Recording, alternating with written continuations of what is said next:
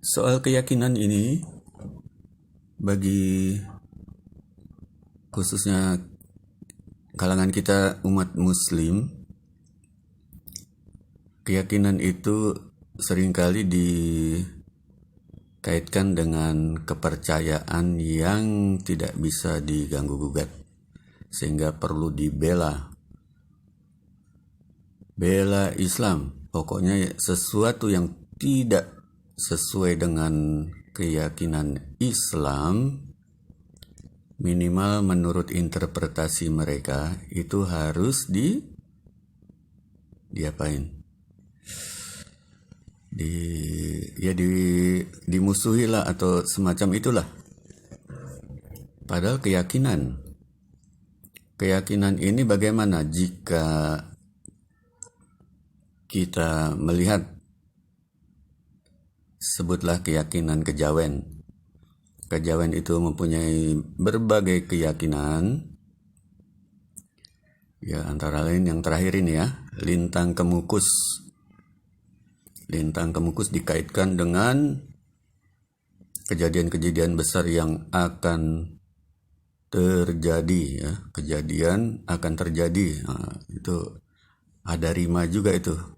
Jadi ya, kejadiannya kejadian besar yang akan terjadi. Terus kita akan ya, sebagian dari kita akan mengatakan, oh itu kan cuma keyakinan, nggak boleh dipercaya, musyrik.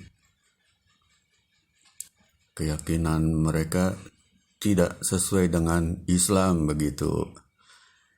Argumennya begitu. Nah, kalau kita bisa memperlakukan keyakinan lain selain Islam dengan sebegitu rupa, yaitu itu kan cuma keyakinan. Keyakinan itu tidak sesuai dengan Islam, maka keyakinan itu salah gitu. What if? Bagaimana misalnya mereka juga mengatakan begitu? Keyakinan yang ada di Islam itu kan juga keyakinan.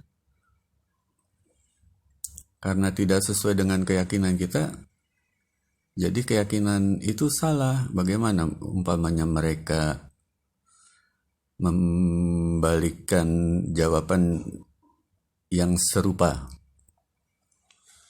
Jadi sama-sama keyakinan, sama-sama tidak bisa dibuktikan. Begitu. Ya jangan gitu dong. Keyakinan ya keyakinan, cuman cobalah dicari jalan untuk mensupport secara argumentatif. Itu baru keyakinan bisa menampakkan kekuatannya, jadi lebih dari sekadar sesuatu yang diyakinkan, sesuatu yang diwajibkan untuk diyakini. Lebih dari sekadar itu, bahwa keyakinan itu mempunyai landasan yang kuat di tengah alam semesta dan manusia. Jadi secara empirik ada data-data yang mensupport. Kalau tidak secara langsung, ya secara tidak langsung, minimal ada argumen lah gitu. Keyakinan oke, tapi argumennya mana gitu kan. Ini berlaku juga untuk kedua-duanya, atau keyakinan apapun lah, cobalah diungkapkan segi positifnya, segi bertenaganya keyakinan itu. Soalnya yang namanya keyakinan yang ada di seluruh dunia, baik dari agama maupun kearifan lokal, itu disinyalirkan peninggalan para nabi yang jumlahnya 124.000 nabi pernah diutus ke dunia. Di sekujur dunia ada 124.000 nabi. What if yang ada di kejawen itu keyakinan-keyakinan yang merupakan peninggalan para nabi. Untuk tidak mengatakan semuanya begitu ya, jadi perlu diverifikasi. Lintang kemukus itu masuk akal dalam arti benda langit muncul akan ada kejadian-kejadian tertentu, itu masuk akal karena lintang kemukus dalam hal ini adalah pesawat ruang angkasa dari penduduk langit, komet, meteor, bahkan bulan, bintang, matahari itu masuk akal kalau disebut benda-benda langit yang merupakan kendaraan antariksa dari penduduk langit. Ya, penjelasannya sudah ada di video-video sebelumnya ya, bahwa komet yang lintang kemukus yang kita lihat terakhir ini itu kan seperti pesawat udara. Mekanismenya mekanisme pesawat udara, dia harus digas kalau nggak jatuh. Nah, kenapa bisa meluncur secara horizontal? Karena digas. Itu mekanisme ilmu penerbangan itu. Jadi karena melihat hal itu kita bisa memastikan di dalamnya ada itu yang namanya pilot gitu kan. Kalau passenger ya mungkin juga ada ya, ditemenin sama passenger. Jadi begitu.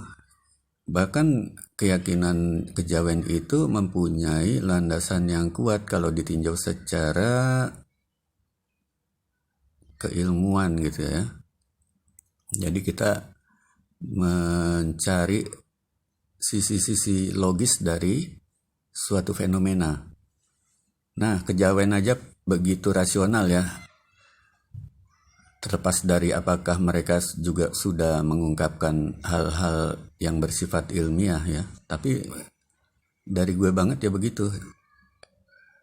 Keyakinan itu mempunyai sisi ilmiah, termasuk dinamisme ya. Awan yang parkir berjam-jam di atas gunung, ada angin pun dilawan itu tetap di puncak gunung. Itu kan benda hidup berarti itu. Gak mungkin benda alamiah. Dia makhluk hidup. Kalau bukan makhluk hidup kan terus di tiup angin bakal berhamburan kan. Ini enggak, berjam-jam ada di puncak gunung. Begitupun juga dengan atom-atom yang ada di benda-benda yang kelihatan mati. Kalau di mikroskop itu kumpulan seperti apa ya, benda-benda kecil yang berseliweran, itu ciri makhluk hidup. Nah, itu di Quran juga disebutkan apa-apa yang di langit dan di bumi bersujud kepada Allah, bertasbih kepada Allah, itu makhluk hidup. Pohon ya, di zaman Nabi pohon juga bisa berbicara, bahkan nangis gitu kan. Ini makhluk hidup.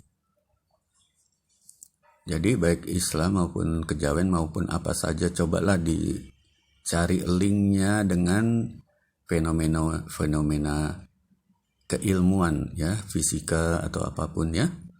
Jadi yang namanya keyakinan itu tidak sekedar